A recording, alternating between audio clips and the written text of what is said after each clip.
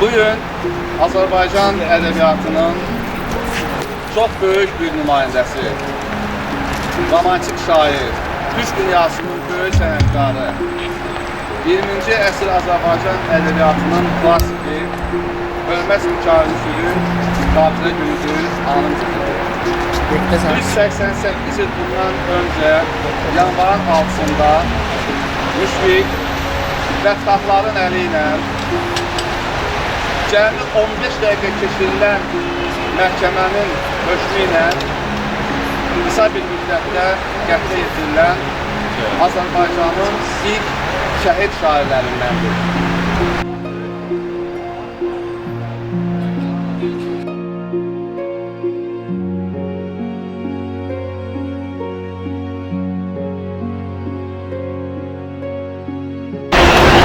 Hələ bunlar nədir?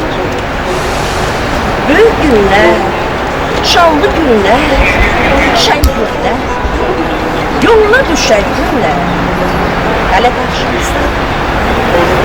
Hələ bunlar nədir? Mənim könlüm deyir ki, həyat ondan güzəllər içlər. Ülkəm dəzgah, şirin əmək, inci tər, hələ qarşımızda. Babam deyir, geçen güne gün çatmaz. Benim gönlüm bu sözlere hiç yatmaz. O düşünüp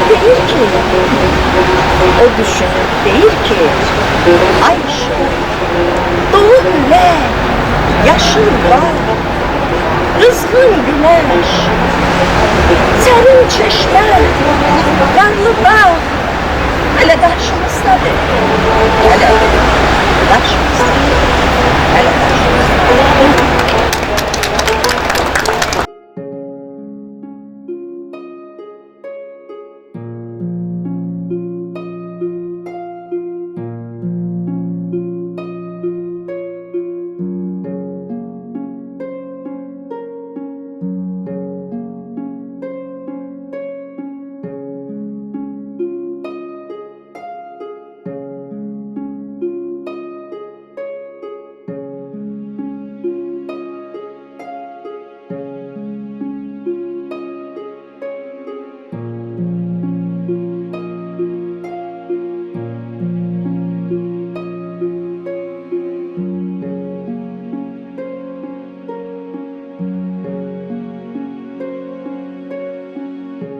Bir neçə müziksevər fəxri fərmana layiq görülüb.